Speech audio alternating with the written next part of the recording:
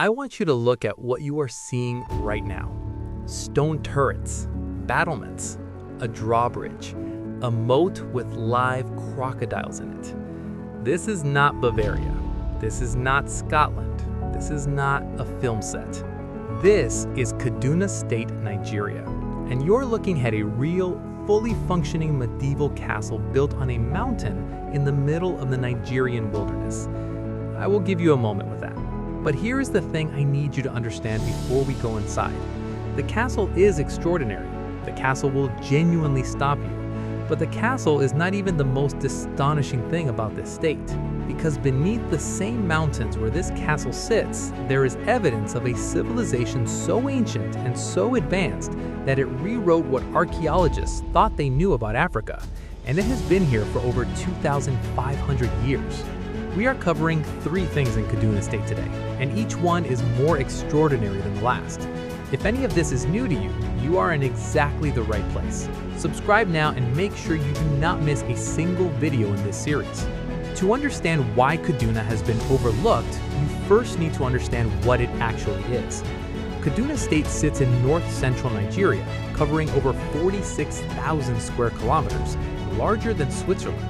It is one of Nigeria's most ethnically diverse states, home to over 50 distinct ethnic groups, including the House of Fulani in the north, the Kadara, the Adara, the Atia, the Baju, and dozens more.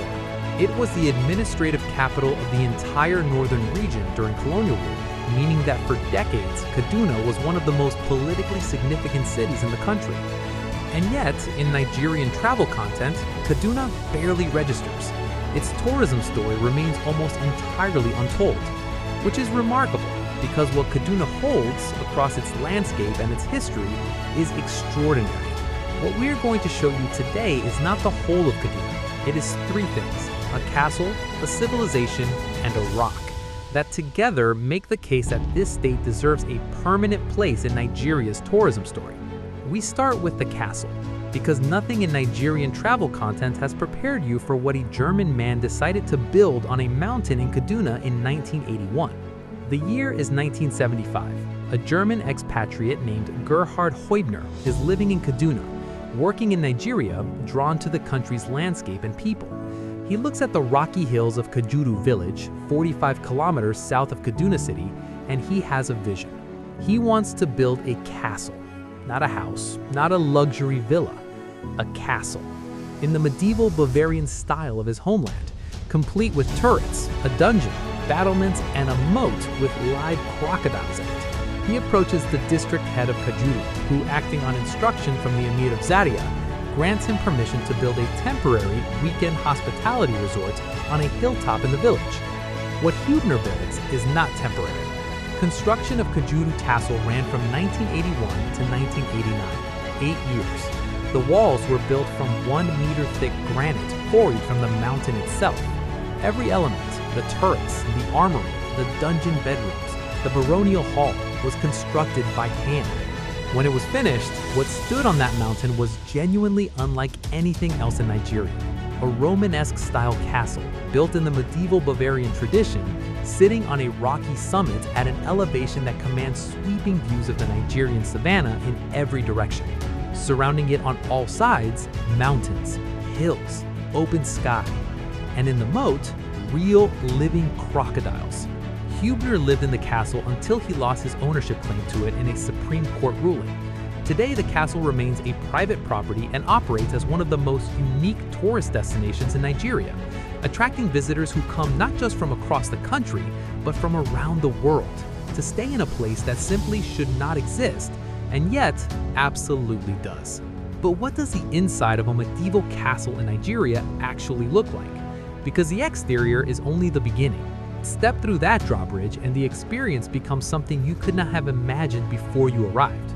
The baronial hall is the heart of Kajuru Castle, a high-ceilinged room of bare granite lit by iron chandeliers, flanked by complete suits of medieval armor standing at attention like silent guards.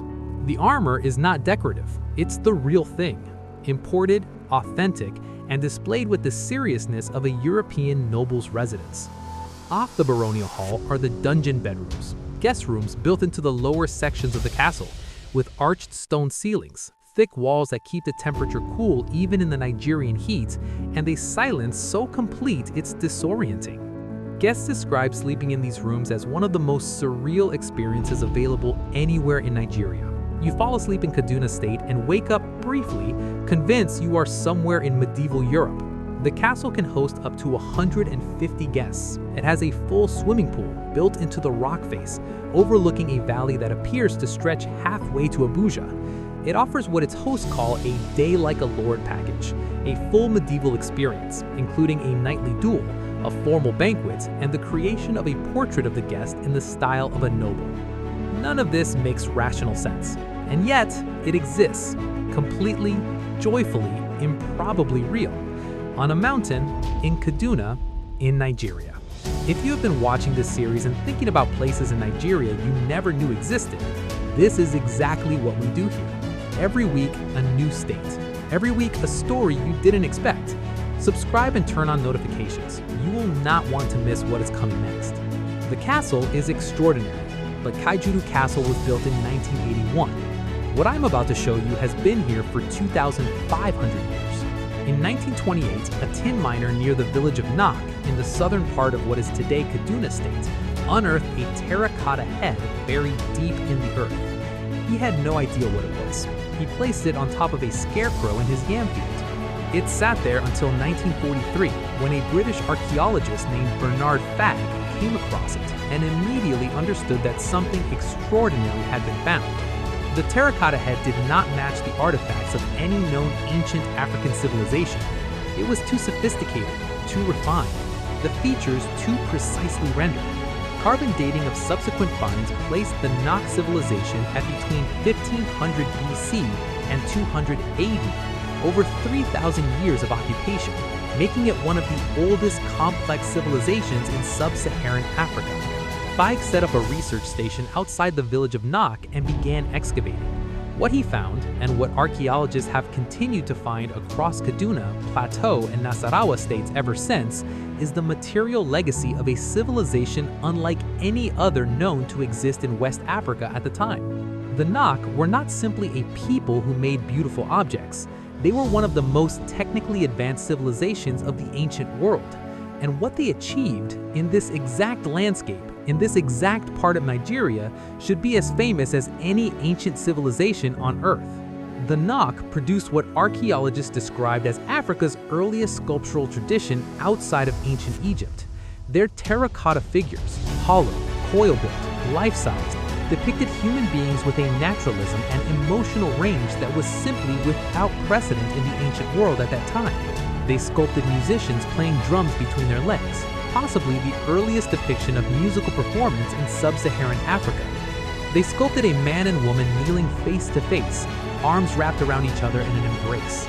They sculpted prisoners with ropes around their necks, priests with ritual amulets, figures in meditation. These are not primitive objects. They are a record of complex human experience, of love, conflict, faith, music, and community, rendered in clay by artists who had mastered their medium completely. Iron smelting furnaces discovered at Taruga in Kaduna State have been carbon dated as early as 280 BC, giving the Nok some of the earliest confirmed dates for iron smelting in sub-Saharan Africa.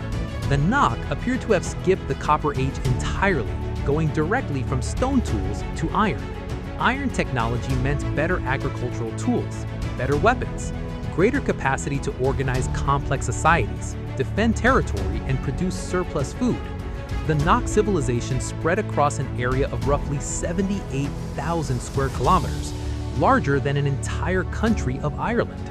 And then, around 200 AD, they disappeared. The pottery stops, the terracotta production ends. The settlements are abandoned. No one knows why.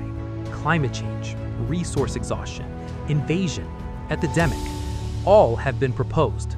The Nok civilization remains one of the greatest unsolved mysteries of African archaeology. What built them, what sustained them for over 2,000 years, and what ended them, we still do not know fully.